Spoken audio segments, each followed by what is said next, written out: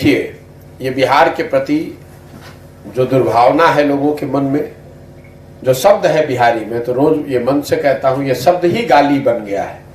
और ये यहाँ की कुव्यवस्था और दशकों के जो पिछड़ापन, दशकों का जो पिछड़ापन ये उसको दर्शाता है। और कहीं ना कहीं इसके लिए हम और आप दोषी हैं। जब हम लोग अपने विकास के लिए नहीं, अपने बच्चों के विकास के लिए वोट न देकर वोट देते हैं पुलवामा के नाम पर, वोट देते हैं किसी दूसरे राज्य के नेता को, अपनी चिंता नहीं करते हैं, तो यही आपको देखना पड़ेगा। उन्होंने संसद में ये बात कही तो आपको और हमको पता चली, लेकिन बिहार के लोगों को तो हर दिन ये गाली सुननी है।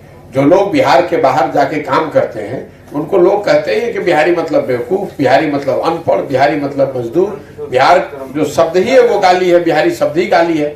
और न यहाँ की सरकारों को इस पर कोई फर्क पड़ता है और न यहाँ के लोग उसके लिए जागृत हो रहे। जो पूरी पदयात्रा में आप मेरी हर मीटिंग में देख लीजिए, मैं लोगों को ये कह रहा हूँ कि ये मिट्टी जो है, बिहार जो है, ये ज्ञान की भूमि रही है।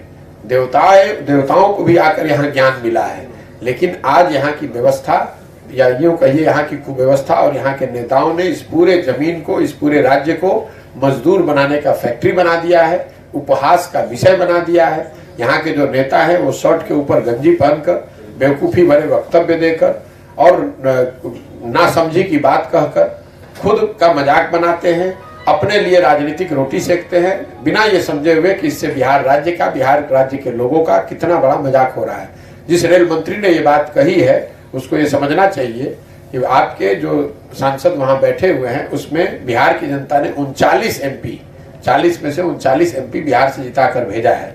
और अगर बिहार के लोग ये एमपी न भेजे 40, तो दिल्ली में सरकार बनना और चलना मुश्किल हो जाएगा। तो ये तो उनकी व्यक्तिगत जो उनकी सोच है वो दर्शाता है, लेकिन मैं उनसे ज्यादा अपने आप को दोषी मानता हूँ, बिहार के लोगों को दोषी मानता हूँ कि हम लोगों ने स्वयं को उपहास का पात्र बना लिया है और हम लोग को इसका असर नहीं पड़ता है। ये समय है कि लोग यहाँ जगें, इन बातों का संज्ञान लें कि कोई व्यक्ति की आगे भविष्य में कोई नेता, कोई व्यक्ति हम लोग का उपहास न उड़ा सके। क्या उनको माफी मांगना चाहिए? अरे मांगे या ना मांगे उससे क्या, मैं आप फिर बार बार वही बात कर रहे हैं। आप उसका राजनीतिकरण करना चाह रहे हैं। मैं कह रहा हूँ सुबह से शाम तक जो हजारों बिहार के लोग बाहर काम कर रहे हैं वो रोज गाली सुन रहे हैं, उसके लिए तो आप कुछ आवाज उठा नहीं रहे हैं।